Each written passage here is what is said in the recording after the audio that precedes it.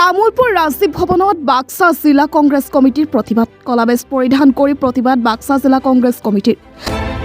কংগ্ৰেছ দলৰ সভাপতি ভূপেন বৰাক ন্যায় যাত্ৰাত আক্ৰমণ আৰু জামিনবিহীন গোচৰ প্ৰতিবাদ এনেদৰে তামুলপুৰ ৰাজীৱ ভৱনত কংগ্ৰেছ নেতা কৰ্মীসকলে কৰা বেজ পৰিধান কৰি তীব্ৰ প্ৰতিবাদ সাব্যস্ত কৰে ভূপেন বৰাক আক্ৰমণ কৰা আৰু জামিনবিহীন গোচৰ উঠাই লোৱাৰ লগতে দোষীক আটক কৰিবলৈ আহ্বান কংগ্ৰেছ নেতা কৰ্মীৰ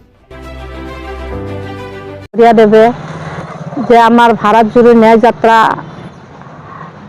আমাৰ মণিপুৰৰ পৰা আৰম্ভ কৰিছিলে 14 তাৰিখৰ পৰা আমাৰ অসমত মানে আমগুৰি বোলা ঠাইত মানে শিৱসাগৰ ডিষ্ট্ৰিক্ট 18 তাৰিখে আমাৰ অসমত প্ৰৱেশ কৰিছিলে আৰু আমি 18 তাৰিখৰ পৰা আমি ওতঃপ্ৰোতভাৱে ৰাহুল গান্ধী ডাঙৰীয়াৰ লগত ভাৰত জোৰো ন্যায় যাত্ৰাত জড়িত হৈছিলোঁ সেই মুহূৰ্তত আমাৰ শোণিতপুৰ ডিষ্ট্ৰিক্টত আমাৰ অসমৰ মাননীয় সভাপতি ভূপেন কুমাৰ ডাঙৰীয়া দেৱক কিছুমান বিজেপিৰ ভেৰনীয়া গুণ্ডাই তেওঁক শাৰীৰিকভাৱে অপদস্থ কৰে আৰু তেওঁক শাৰীৰিক অপদস্থ কৰি জখম কৰে সেই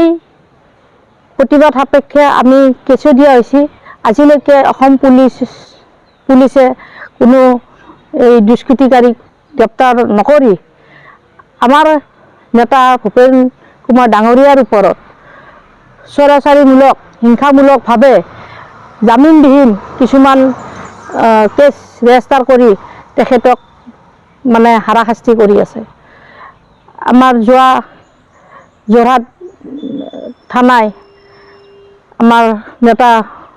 ভূপেন বৰা ছাৰক তেখেতসকলে 2 ঘণ্টা সোধপোছ কৰাৰ কাৰণে যোৰহাট আৰক্ষী থানাত মাতি লৈ গৈছিল তাৰপিছত আকৌ 12 তাৰিখে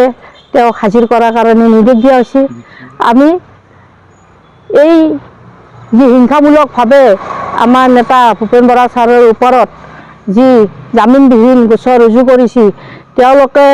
যি অত্যাচাৰ কৰিলে তেখেতৰ ওপৰত শাৰীৰিকভাৱে সেই দুষ্কৃতিকাৰীক এৰেষ্ট নকৰি আমাৰ নেতাৰ ওপৰত যে জামিনবিহীন গোচৰ ৰুজু কৰি তেখেতক হাৰাশাস্তি কৰি আছে তাৰ প্ৰতিবাদ প্ৰকল্পে আমি আজি এই কলা দিৱস হিচাপে আমি পালন কৰিছোঁ এই কলা দিৱসৰ জৰিয়তে আমি যাতে অসম পুলিচক সকীয়াই দিব বিচাৰিছোঁ যে আমাৰ এই ভূপেন বৰা ছাৰৰ ওপৰত যি অন্যায়ভাৱে অত্যাচাৰ কৰি আছে যি জামিনবিহীন গোচৰ ৰুজু কৰিছে এই জামিনবিহীন গোচৰৰ পৰা যাতে অনতিপলমে মুক্তি দিয়ে আৰু তাৰ কাৰণে আমি এই কংগ্ৰেছ কৰ্মীবৃন্দ আজি বাক্সা ডিষ্ট্ৰিক্টৰ অন্তৰ্গত তামুলপুৰ ৰাজীৱ ভৱনত আমি কলা দিৱস হিচাপে পালন কৰি আমি এই বিজেপি চৰকাৰৰ স্বৈৰাচাৰী শাসনৰ বিৰোধিতা কৰিছোঁ।